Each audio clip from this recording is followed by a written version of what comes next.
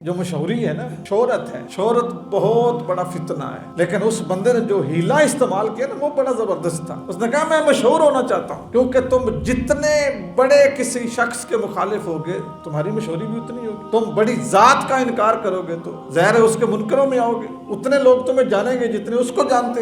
میری زمین پہ رہنے والوں، کاروبار کو ترجیح دینے والوں، اپنی دکانوں کو ترجیح دینے والوں، میرے گھر کو تم نے اجاڑ دیا، چھوڑ دیا اس کو۔ بھارا موبائل اٹھا لیتے ہو، اس کا چارجر اٹھا لیتے ہو، بڑے بڑے وزنی اپنے بٹوے اٹھا لیتے ہو، اور اپنے موبائل کا پاور بینک اٹھا لیتے ہو، اپنی دوائیاں اٹھا لیتے ہو، اور اپنے ہاتھوں میں سارا کچھ پکڑ کے سفر کر سکتے ہو۔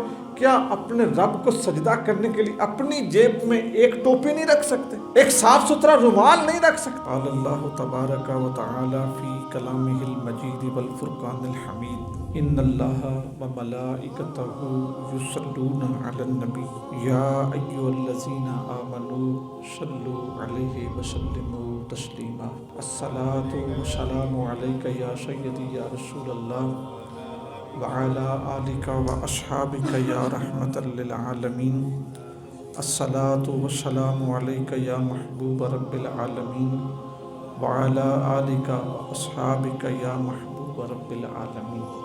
آج ہم جس ٹاپک پہ بات کریں گے وہ ہے نماز کی اہمیت اور فضیلت۔ نماز کی اہمیت اور فضیلت سے ہر مسلمان کو آگاہ ہونا چاہیے، کیونکہ یہ وہ فریضہ ہے اور یہ وہ حکم ہے جس کا اللہ تعالیٰ نے قرآن مجید فرقان حمید میں سینکڑوں مرتبہ ارشاد اپنے لوگوں کو سنایا ہے، اور نبی کریم صلی اللہ علیہ وآلہ وسلم نے تو یہاں تک ارشاد فرمایا کہ اے لوگو قرۃ عینی فی الصلاۃ، کہ میری آنکھوں کی ٹھنڈک نماز میں۔ اس سے خوبصورت مثال اور اس سے بہترین انداز میں حضور اپنی امت کو کیسے سمجھائیں کہ نماز کی اہمیت کیا ہے۔ ہم بھی جب بڑے خوش ہوتے ہیں کسی بھی معاملے پہ تو ہم کہتے ہیں کہ یہ چیز دیکھ کے میری آنکھوں کو سکون ملتا ہے، مجھے ٹھنڈک ملتی ہے، اور پنجابی میں ہم کہتے ہیں کہ میں اے کم ویکھاں تو میری اکھیں ٹھنڈیاں ہوئی۔ حضور نے یہی بات ارشاد فرمائی، فرمایا لوگوں مجھے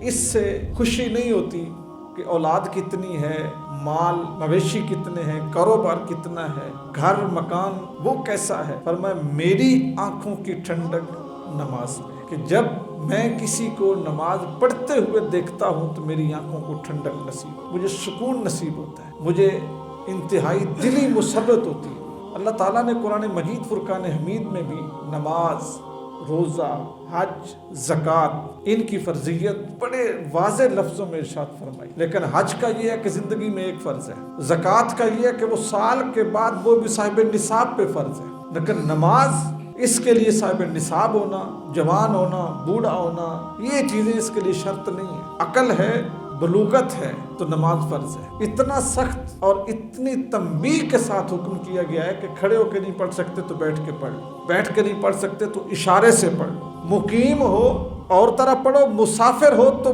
پڑھ لو، تھوڑی پڑھ لو پھر بھی تمہاری ساری قبول کی جائے گی، یعنی قصر پڑھ لو۔ اسی طرح کشتی میں ہو، سواری میں ہو تو پھر بھی پڑھو۔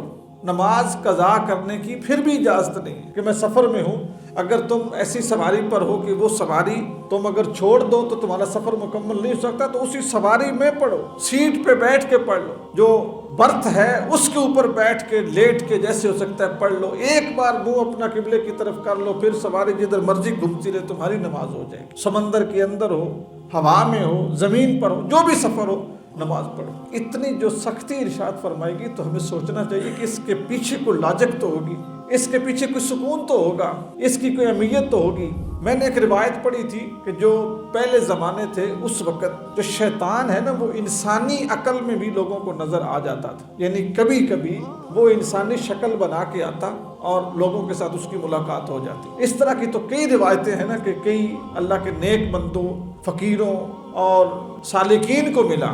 حضرت امیر معاویہ کے متعلق ایک روایت ہے کہ ان کو جگانے کے لیے فجر کی نماز کے وقت آیا، تو آپ نے اس سے پوچھا کہ لئین تم مجھے جگانے آئے ہو؟ اس نے کہا ہاں اس لیے جگانے آیا ہوں کہ اگر تمہاری فجر قضا ہو جاتی تو جو تمہیں دکھ ہونا تھا نا، اس دکھ کا جو اللہ تعالیٰ نے تمہیں ثواب دینا تھا نا وہ اس نماز سے کہیں زیادہ ہے، تو میں اس لیے تمہیں جگا رہا ہوں کہ تم اپنی پڑھ لو۔ یہ تو روایت بڑی مشہور ہے اور بڑی عام ہے، لیکن وہ شیطان کسی بندے کو ملا اور اس نے بندے کے ساتھ بات چیت کی تو اس بندے نے اس سے پوچھا کہ شیطان مجھے کوئی ایسا کام بتا کہ جو میں کروں تو میں تیرے جیسا ہو جاؤں. تو شیطان نے اس سے پوچھا کہ میرے جیسا بننے کی تجھے کیوں خواہش ہے؟ تو کیوں چاہتا ہے کہ تو میرے جیسا ہو جائے؟ میں تو مردود ہوں.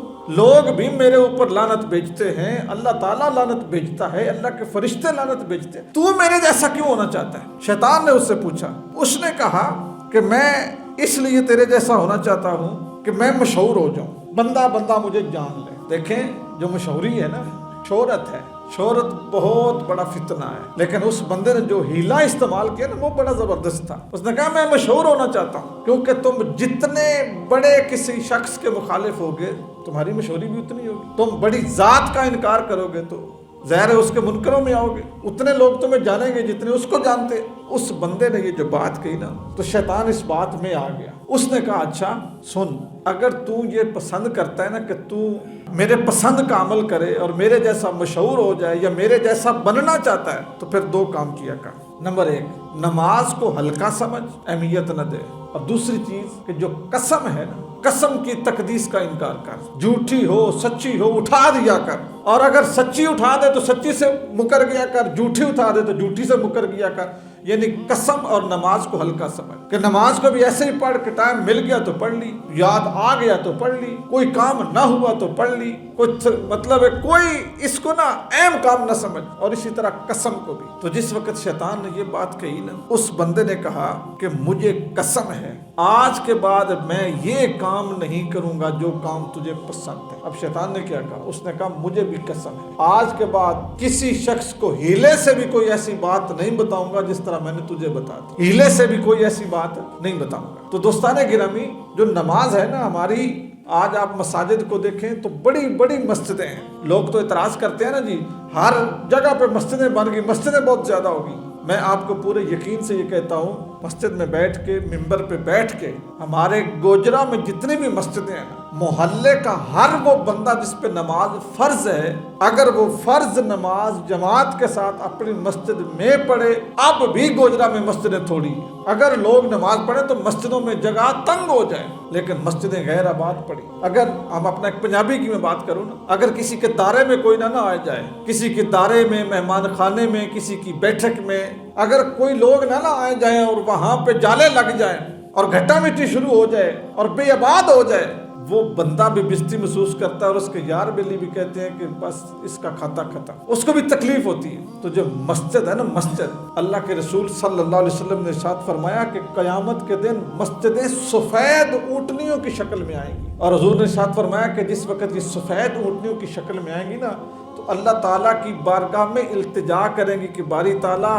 ہم دنیا میں تیرا گھر تھی، تیرے فلاں بندے نے ہم کو آباد کیا ہے، اس نے اذان پڑھی ہے، اس نے نماز پڑھی ہے، یا اللہ اس بندے نے صفائی کی ہے، اس بندے نے تالا لگایا ہے، اس بندے نے حفاظت کی ہے، اے پروردگار اس بندے نے ہماری عزت کی ہے. ہم تیری بارگاہ میں سفارش کرتی ہیں کہ ہمیں آباد کرنے والوں کی مغفرت فرما. تو دروازوں کے سامنے مسجدیں ہیں، بند پڑی ہیں، اذانیں ہوتی ہیں، کوئی نماز پڑھنے کے لیے میسر نہیں آتا. کئی موقع تو ایسے ہوتے ہیں کہ امام صاحب اکیلے بیٹھے رہتے ہیں، وقت گزر جاتا ہے، گھڑی کی سوئی گزر جاتی ہے، کوئی بندہ تکبیر پڑھنے کے لیے دوسرا میسر نہیں آتا. تو کیا قیامت کے دن اللہ تعالیٰ ہم سے یہ پوچھیں گے نہیں کہ میری نعمتیں کھانے والوں، میری زمین پہ رہنے والوں، کاروبار کو ترجیح دینے والوں، اپنی دکانوں کو ترجیح دینے والوں، میرے گھر کو تم نے اجاڑ دیا، چھوڑ دیا اس کو، میرے گھر کی طرف تم نے رجوع ہی نہیں کیا، میرے گھر کی خبر ہی نہیں لی. ایک حدیث رسول ہے، حضور سید دو عالم صلی اللہ علیہ وسلم نے ارشاد فرمایا جس وقت اذان، تھوڑے لوگ ہوتے ہیں نا مسجد میں، اذان ہوتی اور نماز کا وقت قریب ہوتا تو تھوڑے ہوتے لوگ، تو نبی کریم صلی اللہ علیہ وسلم فرمایا کرتے کہ اگر مجھے بچوں کے اور عورتوں کے جل جانے کا خوف نہ ہو، اس حدیث رسول کی اس کے اندر جو درد ہے نا اس کو سمجھنے کی کوشش کریں.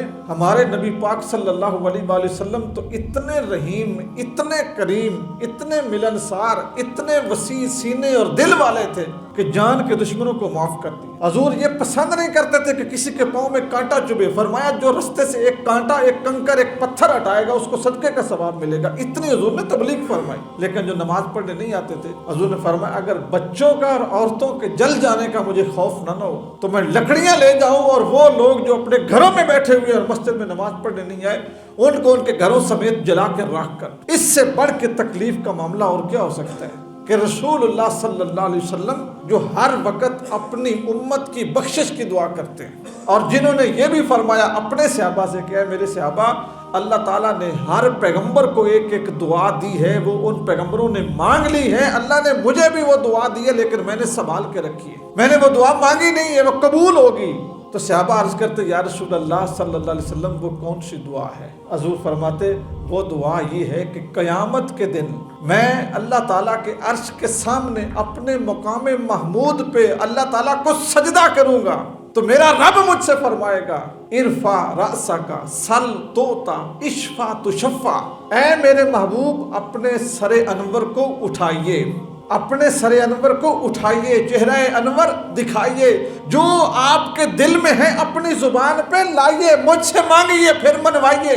سل توتا، آپ مجھ سے مانگیے میں آپ کو دیتا ہوں، اشفع تشفع، آپ سفارش کیجئے میں سفارش قبول کرتا ہوں۔ حضور نے فرمایا وہ دعا میں نے اس وقت کے لیے سنبھال کے رکھی ہے، میں اپنے رب سے سفارش کروں گا کہ یا اللہ میرے تمام امتیوں کی بخشش فرما، ان کی مغفرت فرمائے۔ اگر وہ رسول کریم صلی اللہ علیہ وسلم یہ بات ارشاد فرمائیں کہ میرا دل کرتا ہے میں ان کو جلا کے راکھ کر دوں، تو دوستو پھر یہ سمجھیے کہ نماز چھوڑنے والے سے حضور کو تکلیف کتنی ہے، اور جو فرمایا کہ نماز کی اندر میری آنکھوں کی ٹھنڈک ہے، اس نماز کو پڑھنے والے سے رسول اللہ صلی اللہ علیہ وسلم کو محبت کتنی۔ تو یہ ہم نے فیصلہ کرنا ہے کہ ہم نے کس صف میں کھڑے ہونا ہے، رسول اللہ کی محبت پانے والوں کی صف میں یا نعوذ باللہ رسول اللہ صلی اللہ علیہ وآلہ وسلم کی ناراضگی لینے والوں کی صف میں۔ اور میں آپ کو ایک بات عرض کر دوں، انسان کے لیے سب سے بڑا گھاٹا یہی ہوتا ہے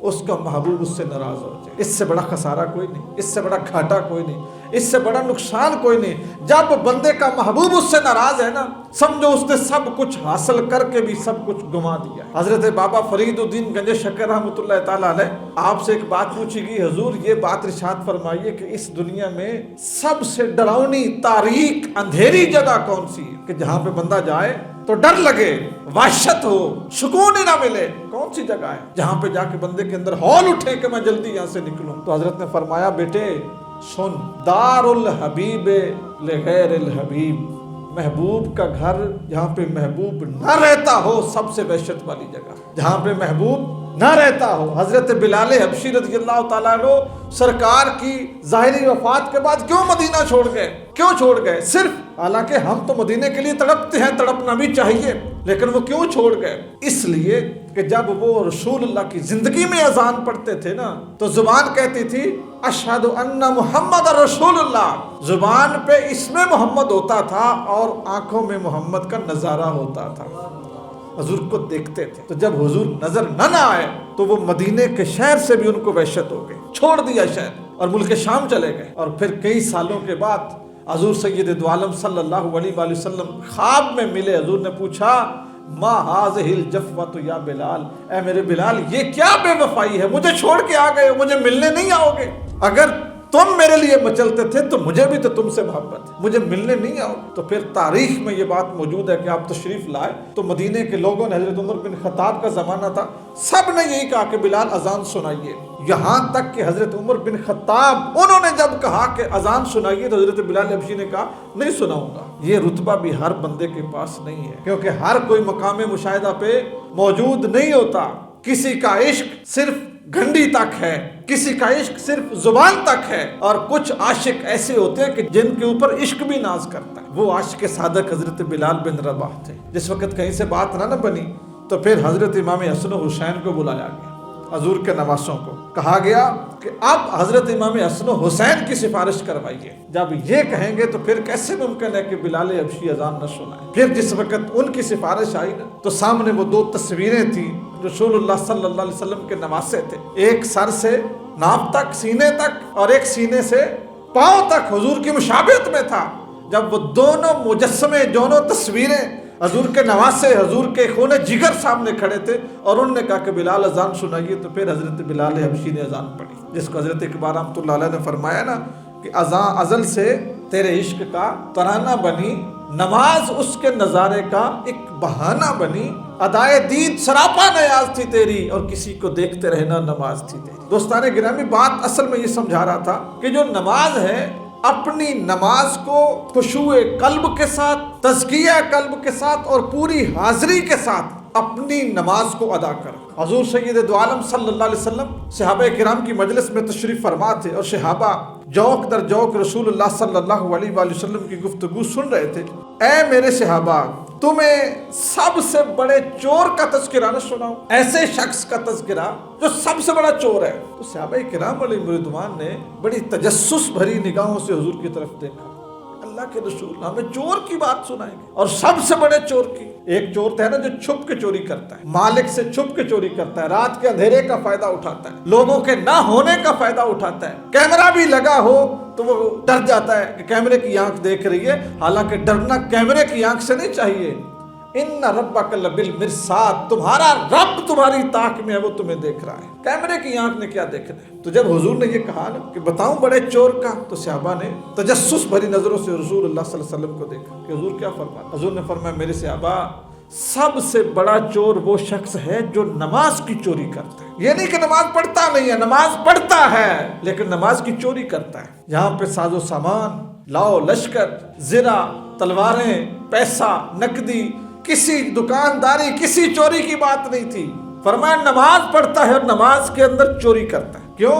چوری تو ہوتی ہے چھپ کے، وہ چوری بھی کرتا ہے اور سینہ زوری بھی کرتا ہے، یعنی اس رب کے سامنے نماز ٹھیک نہیں پڑھتا جو اسے دیکھ رہا ہے۔ یا رسول اللہ صلی اللہ علیہ وسلم، وہ کون سا چور ہے؟ حضور نے فرمایا وہ شخص جو ارکان صلاۃ بہتر انداز میں ادا نہیں کرتا، صبر کے ساتھ، تحمل کے ساتھ، جو آرام کے ساتھ نماز نہیں پڑھتا، نماز کے تقاضے پورے نہیں کرتا، ٹھہراؤ نہیں ہے اس میں، بس کھڑا ہوا اور ایسے زبان چلائی کہ جس طرح یہ چلنے والی مشین چلتی ہے، لفظ گترنے شروع کر دی، ٹھہر ٹھہر کے قرات نہیں کرتا، لفظ آسانی کے ساتھ پوری ادائیگی ان کی نہیں کرتا، بس اس کو جلدی ہے کہ میں جلدی جلدی نماز پڑھوں اور سلام پھیروں اور جھٹکے سے دعا مانگوں اور دوڑ کے جاؤں۔ نماز سپیڈ کا نام نہیں ہے، نماز تو عرض ہے، کیفیت ہے۔ آپ اگر کسی بندے کے پاس جائیں، بندے کی بات کر رہا ہوں، مالک کی نہیں کر رہا، بندے کی، آپ کسی بندے کے پاس بھی جائیں نا کوئی بات منوانے کے لیے، عرض کرنے کے لیے، کوئی عرضی لے کے، درخواست دے کے جائیں، آپ بڑے اہتمام کے ساتھ سمیٹ کے بیٹھیں گے خود کو،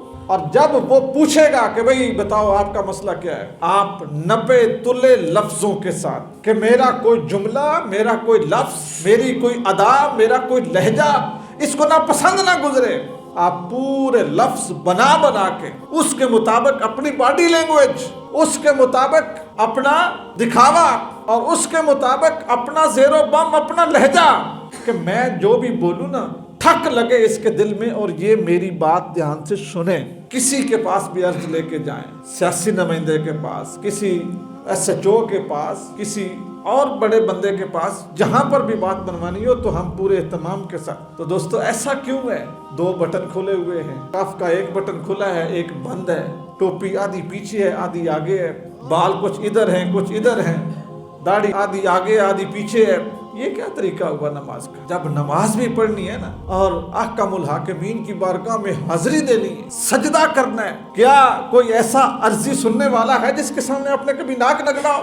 بڑی بڑی عزت صحیح، بڑا بڑا تخت اور تاج صحیح، لیکن ایسا تو کبھی بھی نہیں ہوا کہ کسی سے بات منوانے کے لیے آپ ناک رگڑ رہے ہو۔ تو جو اتنی بڑی ذات ہے جس کو آپ تسلیم کر رہے ہیں کہ وہ اتنا بڑا الہ ہے کہ میری ناک، میرا ماتھا، میری پگڑی اس کے سامنے زمین پہ پڑی ہو پھر بھی وہ میری سن لے تو اس کی کرم نوازی، پھر اس کے سامنے کھڑے ہوتے اہتمام ہی کوئی نہیں۔ میں تو اکثر ایک بات کہتا ہوں، یہ اب بھی جو آپ لوگ یہ پلاسٹک کی ٹوپی پہن کے بیٹھے ہوئے ہیں، میں تو اکثر یہ کہتا ہوں کہ یار یہ تو توہین ہے نماز کی، یہ وہ ٹوپی ہے، آپ سلام پھیرتے ہیں اتار کے اس کو پھینک دیتے ہیں، بچے کے ٹھڈے، بڑے کے ٹھڈے، جو کمزور لوگ ہیں جن کو پورا نظر نہیں آتا ان کے پاؤں کے ٹھڈے اس ٹوپی کو لگتے ہیں، جو ٹوپی پہن کے تم اللہ کے حضور حاضر ہو۔ بھارا موبائل اٹھا لیتے ہو، اس کا چارجر اٹھا لیتے ہو، بڑے بڑے وزنی اپنے بٹوے اٹھا لیتے ہو، اور اپنے موبائل کا پاور بینک اٹھا لیتے ہو، اپنی دوائیاں اٹھا لیتے ہو اور اپنے ہاتھوں میں سارا کچھ پکڑ کے سفر کر سکتے ہو، کیا اپنے رب کو سجدہ کرنے کے لیے اپنی جیب میں ایک ٹوپی نہیں رکھ سکتے، ایک صاف ستھرا رومال نہیں رکھ سکتے، ایک چھوٹی سی شیشی عطر کی نہیں رکھ سکتے کہ جب نماز کے لیے کھڑے ہوئے تھوڑی سی خوشبو لگا لی؟ اتنا اہتمام نہیں کر سکتے؟ آپ کی جیب سے آپ کی شوگر کی دوائی، آپ کے بلڈ پریشر کی دوائی، آپ کی پتہ نہیں کون کون سی میڈیسن نکل سکتی ہے، سارا وزن اٹھا رہے ہو، اپنے اللہ کی خوشنودی کے لیے وزن نہیں اٹھا سکتے؟ تو خدا را نماز پڑھیے تو اہتمام بھی کیجیے، ہر چیز اپنے حیا کے ساتھ، اپنے رتبے کے ساتھ پیاری لگتی۔ قرآن مجید فرقان حمید ہے نا، آپ اس کو ریل پہ رکھتے ہو، اوپر غلاف چڑھاتے ہو، پڑھتے ہو، چومتے ہو، رکھتے ہو۔ دوسرے لفظوں میں دیکھا جائے تو آپ اس کو ہاتھ میں پکڑ کے گلی گلی بھی پڑھتے جائیں تو قرآن کی تلاوت تو ہو جائے گی، لیکن وہ ادب نہیں ہے۔ اسی طرح نماز ہے، آپ ننگے سر بھی پڑھ دیں تو نماز تو ہے، آپ کنگھی کیے بغیر پڑھ دیں نماز تو ہے، آپ مسواک برش کیے بغیر حکے والے، سگریٹ والے، پان والے، وہ گٹکے والے منہ کی جو سمیل ہے اس سمیت بھی پڑھتے ہیں تو نماز ہی۔ سجدہ تو ہو گیا لیکن وہ ادب نہ ہوا، وہ استغراق نہ ہوا، وہ خشوع و خضوع نہ ہوا، وہ کیفیت نہ بنی۔ حضرت مولا کائنات فرمایا کرتے تھے، لوگوں اس وقت تک اپنے رب کو کبھی سجدہ نہیں کیا جب تک علی اسے دیکھ نہیں لیتا۔ جنگ کا موقع تھا، تیر لگا پنڈلی میں، یہ کوئی چھوٹی سی بات نہیں ہے، تو مجاہد نکالنے لگے تو فرمایا نہیں نکلے گا۔ جب نماز میں کھڑے ہوتے تو جسم بالکل نرم ہو جاتا ہے، فرمایا نماز کی حالت میں نکال لینا۔ نکالا گیا، بعد میں آپ نے پوچھا نکال لیا، انہوں نے کہا نکال لیا، فرمایا خدا کی قسم مجھے تو اتنا بھی محسوس نہیں ہوا جتنا کوئی کانٹا نکالتے ہوئے تکلیف ہوتی ہے۔ یعنی کیفیت ہے، ٹھیک ہے نا، کیفیت ہے۔ آپ جس رنگ میں بھی رنگے ہوتے ہیں نا، جب آپ اس کیفیت میں بیٹھ جاتے ہیں نا، رات کا گزرنا آپ کو بھاری نہیں گزرتا۔ مجھے آج صبح 3 بندے ملے وقتاً تھوڑے تھوڑے فاصلے سے، مجھے کہتے ہیں استاد جی ساری رات جاگتے رہے۔ میں نے کہا وہ کیوں؟ استاد جی 12 بجے تک تو انٹرنیٹ نہیں تھا۔ میں نے کہا اچھا پھر 12 بجے کے بعد انٹرنیٹ سر جی بحال ہوا تو ہم وہ الیکشنوں کے نتیجے دیکھتے رہے، کون جیتا کون آ رہا، کون جیتا کون آ رہا۔ میں نے کہا ٹھیک رات گزار دی جی، گزار دی۔ میں نے کہا تہجد پڑھی تم نے؟ بھائی ٹھیک ہے، ہماری ذمہ داری تھی، ہم نے ووٹ ڈالنا تھا، یہ میرے انگوٹھے کے اوپر بھی نشان ہے، میں نے بھی ڈالا ہے، اور میں نے پچھلا جمعہ پڑھایا تھا اس بات پہ کہ ووٹ کی اہمیت کیا ہے۔ میں آج بھی کہتا ہوں کہ جس شخص کے انگوٹھے پہ یہ نشان نہیں ہے، جس نے ووٹ نہیں ڈالا، اس کو کل کوئی حق نہیں پہنچتا مہنگائی پہ بولنے کا، اس کو کوئی حق نہیں پہنچتا اگر اس کے بچے کو تعلیم گورنمنٹ نہیں دیتی، اس کے پاس کوئی حق نہیں ہے کہ وہ احتجاج کرے، اچھے ہسپتال مانگنے کا اس کو کوئی حق نہیں ہے، کیونکہ جو اس کا حق تھا اچھے بندوں کے انتخاب کرنے کے لیے، اس وقت تو وہ دارے میں لیٹا رہا ہے، وہ دھوپ لیتا رہا ہے، اس نے آرام کیا، لائن میں لگنا اس کو گوارا نہیں ہے، سہولت کیسے لیتا ہے؟ تو جس کے انگوٹھے پہ یہ نشان نہیں ہے نا، اس نے دشمنی کی ہے ملک کے ساتھ، علاقے کے ساتھ، پاکستان کے ساتھ، اپنی ذات کے ساتھ، اور 5 سال کے لیے کیا اپنی نسلوں کے ساتھ۔ اس نے تو کھلا چھوڑ دیا بھائی جو مرضی آ جائے، استحقاق ہی نہیں ہے اس کا کچھ مانگنے کا۔ تو میں نے اسے کہا اچھا پھر کیا ہوا؟ 12 بجے کے بعد وہ میں تو رزلٹ ڈھونڈتا رہا۔ میں نے کہا ہمارا کام تھا ووٹ ڈالنا، ہم نے ووٹ ڈال دیے، اس سے بڑھ کے اب جو نمائندے جس پہ ہمیں اعتبار تھا، اب اس کا حق ہے کہ ہمارے ووٹ کی حفاظت کرے، جو جیت جائے وہ ہمارا سربراہ ہے۔